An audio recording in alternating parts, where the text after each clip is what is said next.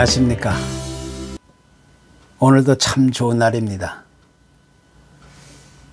구약 성경에는 현대인들이 이해하기에 쉽지 않은 여러 가지 율법적인 관습이나 제사 제도 혹은 또 다양한 절기나 의전들이 많이 기록되어 있습니다. 그런데 이와 같은 것을 가리켜서 신약에서는 실체가 아닌 그림자라고 칭하고 있는 것입니다. 다시 말해서 그림자란 실체의 모습이 아닌 일종의 모형이라는 것입니다. 한 가지 예를 든다면 구약의 요나가 물고기 뱃속에서 3일을 지냈던 사건을 가리켜서 장래 예수님께서 십자가에 죽으신 후에 3일 동안 땅속에 있었던 일을 암시하고 있다는 것입니다. 그래서 이 요나의 사건은 단순하게 그림자에 불과한 것이고 그 그림자의 실체는 곧 예수님을 가리키고 있는 것입니다. 그래서 우리가 살아가고 있는 현재 이 보이는 세상은 장차 우리에게 나타날 보이지 않는 영원한 하나님 나라의 그림자이고 모형이 된다는 것입니다. 그래서 하나님은 그림자와 같은 세상을 통해서 보이지 않는 영원한 하나님 나라의 실체를 꿈꾸며 소망하게 하셨다는 것입니다.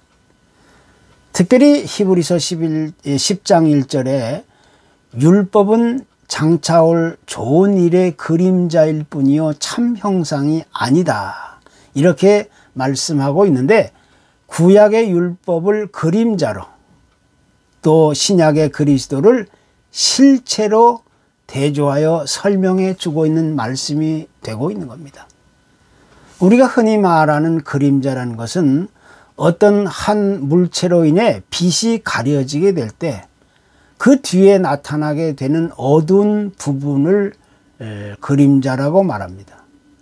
그래서 그림자는 결코 실체가 될 수 없지만 사실 다른 한편으로 보면 그 그림자를 통해서 실체의 모습을 어느 정도 분간할 수 있게 된다는 것입니다. 즉 눈에 보이는 이 그림자 같은 이 세상의 모습을 통해서 눈에 보이지 않는 영원한 하나님 나라의 실체를 생각할 수 있게 해준다는 것입니다. 따라서 이 세상에는 그림자와 실체가 있기 마련인데 이 세상의 모든 것들은 그림자에 불과한 것뿐이고 장차 우리에게 나타날 영원한 하나님 나라가 곧 그 그림자의 실체가 된다는 것입니다. 그래서 성경은 이 세상을 가리켜서 잠깐 있다가 없어지는 안개와 같고 들의 꽃과 같은 것이라고 강조합니다. 그 그림자는 있다가 곧 사라지게 될 것이지만 그림자의 실체, 곧 영원한 하나님의 나라만이 영원하게 존재할 수 있다는 것입니다. 그리고 히브리서 8장 5절에서도 그들이 섬기는 것은 하늘에 있는 것의 모형과 그림자다, 이렇게 말하고 있는데, 현재 우리가 살아가고 있는 이 세상의 제도는 영원한 하나님 나라의 이치를 보여주는 그림자 같은 것이라고 이야기하는 것입니다. 특별히 하나님은 우리 인간에게 이 가족이라는 제도, 또 교회나 국가의 제도를 주셨는데 그 중에 가장 소중하고 기초적인 제도가 바로 이 가족 제도인 것입니다. 이 가족 제도는 교회나 국가의 공동체를 형성하기 위한 가장 기초적인 작은 규모의 신앙 공동체를 말합니다. 그래서 하나님은 이 가족이라는 작은 공동체를 통하여 하나님의 관계를 아름답게 이루어가며 복을 주시고 또 하나님의 나라를 온전하게 세워가기를 소원하시는 것입니다. 따라서 우리가 사는 이 땅 위에서 천국과 가장 비슷한 곳이 있다면 그것은 바로 하나님이 허락해 주신 가정이라는 곳입니다. 하나님의 백성들은 이 가정을 통해서 천국을 경험하고 또 배우고 가르치고 하나님의 나라를 온전히 이루어가게 되는 것입니다. 즉 하나님은 천국의 그림자 같은 이 가정을 통해서 천국의 실체를 맛보게 하신다는 것입니다. 우리는 이제 여기서 하나님이 세워주신 가정의 의미를 다시 한번 깊이 생각해 보지 않을 수가 없는 겁니다. 시편 127편에서 여호와께서 집을 세우지 아니하시면 세우는 자의 수고가 헛되며 여호와께서 성을 지키지 아니하시면 파수꾼의 깨어 있음이 헛되도다. 이렇게 말씀하고 있는데, 하나님께서 친히 든든히 붙들어 주실 때만이 그 가정은 온전하고 올바른 가정으로 세워지게 된다는 것입니다. 특히 여기서 말하는 이 집이라는 단어의 의미는 하나님이 계시는 성전을 의미하지만 더 나아가서는 하나님을 모시고 사는 최초의 작은 신앙 공동체, 하나님을 모시고 사는 가정을 의미하는 것입니다. 하나님이 세워주시지 않는 가정과 또 교회와 국가는 상상하기 어려울 정도로 비참하고 불행해질 수밖에 없는 것입니다. 그래서 우리가 사는 모든 사회 조직의 기초가 되는 가정이 흔들리게 된다면 교회도 흔들리게 되고 국가도 흔들리게 되고, 반면에 가정이 튼튼하면 교회도 튼튼하고 국가도 튼튼해지는 것입니다. 또한 이 세상의 모습은 전투가 벌어지는 아주 그런 험악한 전쟁터와 같은 곳이기 때문에 온전한 가정이 없는 사람은 마치 휴식처가 없는 그런 불행한 사람이 된다는 것입니다. 그래서 하나님이 세워주시고 지켜주시고 인도하시고 보호해 주시는 가정만이 가장 복 있는 가정, 우리는 바로 거기서 아름다운 삶을 꿈꿀 수 있게 되는 것입니다. 그래서 가정은 바로 천국의 그림자라고 할 수 있는 것입니다. 어느 날 하나님께서 천사 셋을 불러 특별한 사명을 부여하시면서 세상에 내려보냈습니다. 너희는 세상에 가서 가장 귀하고 아름다운 것 하나씩을 가지고 오라고 말씀하십니다. 이 명령을 받은 천사들은 이제 세상에 가서 가장 아름다운 것 하나씩을 가지고 왔는데, 첫 번째 천사는 예쁜 꽃을 가지고 왔고, 두 번째 천사는 활짝 웃는 어린아이의 미소를 가지고 왔습니다. 그리고 세 번째 천사는 어머니의 사랑을 가지고 왔습니다. 그런데 얼마 후에 꽃은 곧 시들어버리고 맙니다. 활짝 웃는 어린아이의 미소는 소리 없이 사라지고 맙니다. 그러나 어머니의 사랑만큼은 변함없이 아름다운 모습을 가지고 있었다는 것입니다. 천국의 그림자인 가정의 모습을 우리에게 그려주고 있는 것입니다. 하나님께서는 이 땅 위에 천국의 그림자인 가정을 통해서 천국을 경험하고 맛보게 하십니다. 그리고 그 그림자인 가정을 통해서 천국의 실체 모습을 이루어갈 것을 명령하고 계신 것입니다. 이것이 하나님이 꿈꾸시고 소원하시는 아름다운 하나님 나라의 모습입니다. 또한 하나님은 구약 신명기 6장 7절에서 네 자녀에게 부지런히 가르치며 집에 앉았을 때든지 길을 갈 때든지 누워있을 때든지 일어날 때든지 이 말씀을 강론하라. 그러니까 하나님이 꿈꾸시고 소원하시는 영원한 하나님의 나라를 온전하게 이루어가기 위해서는 천국의 그림자인 가정은 과연 어떻게 세워져 가야 하는가를 우리에게 분명히 레슨해 주고 있는 말씀인 것입니다. 그래서 온전하고 행복한 가정은 하나님이 붙어가신 소원과 기대를 따라 예수 그리스도를 가정의 중심에 모셔드리고 그리스도의 말씀을 따라 가족의 온 구성원들이 하나가 되어 사랑으로 하나 되는 데 있는 겁니다. 우리 온 인류가 가장 안전하고 행복하고 건강하게 살 수 있는 유일한 비밀이 하나 있다면 그것은 곧 천국의 그림자 속에서 실체를 이루어가는 데 있는 것입니다. 오랫동안 내려오는 동양의 유교 문화권에서는 부모에 대한 효도를 강조하고 가르치고 있습니다. 또 부모가 죽은 뒤에는 온갖 정성을 다하여 제사를 지내는데 큰 힘을 기울이고 있습니다. 그래서 조상들에게 제사 지내는 일이 가정에서 제일 큰 일이 되고 있는 그런 가정이 있는 것입니다. 그러나 기독교의 정신은 부모가 살아있을 때 효도를 잘 해야 된다고 가르치고 있습니다. 모세의 10계명을 크게 두 부리로 나누고 있는데 1에서 4까지는 하나님께 대한 인간의 의무와 책임, 그리고 두 번째 5계명에서 10계명까지는 인간 관계에서 있는 의무와 책임을 이야기합니다. 그런데 이 가운데서 두 번째, 즉 5번째 계명은 내 부모를 공경하라라는 말씀에서 시작합니다. 그만큼 기독교는 부모에 대한 존경과 사랑을 강조하고 있습니다. 우리 인간은 누구나 태어날 때부터 내 마음대로 부모를 선택하지 못합니다. 이것은 우리 인간에게 주어진 하나님의 섭리이며 계획인 동시에 우리 인간에게 주어진 거스를 수 없는 숙명인 것입니다.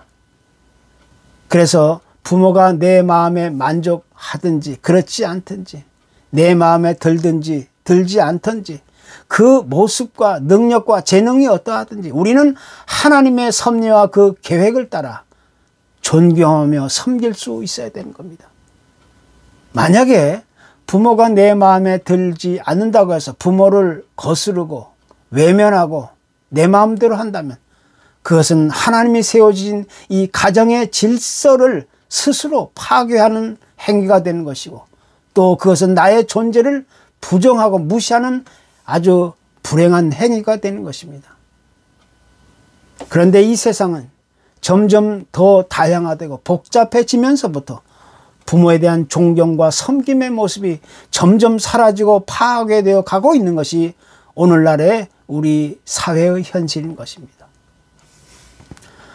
과거 농경사회에 있어서는 부모의 존재는 그 누구도 거스를 수 없었습니다. 부모의 존재는 과히 절대적이었습니다.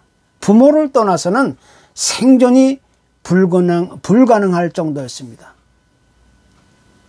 그러나 지금은 모든 것이 정보화되고 기술화되고 다양화되고 복잡해지면서부터 부모에 대한 존경과 의무와 그런 책임은 급속히 뒤로 사라져 버리게 된 것입니다. 이제 우리는 여기서 정신을 차리고 하나님이 명령하시는 그 말씀에 귀를 기울일 수 있어야 되는 것입니다.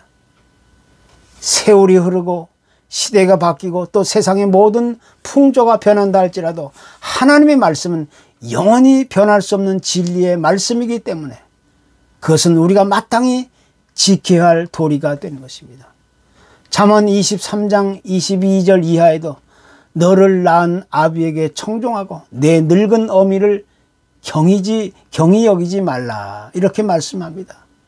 또 의인의 아비는 크게 즐거울 것이요 지혜로운 자식을 낳은 자는 그로 말미암아 즐거울 것이니라. 내 부모를 즐겁게 하며 너를 낳은 어미를 기쁘게 하라. 또 잠언 1장 8절에도 내 아들아 내 아비의 훈계를 들으며 내 어미의 법을 떠나지 말라, 이렇게 가르치고 있습니다. 그런데 이러한 말씀과 명령들은 무조건적으로 부모의 말에 순종하고 따라야 할 것을 강요하는 것이 결코 아닙니다.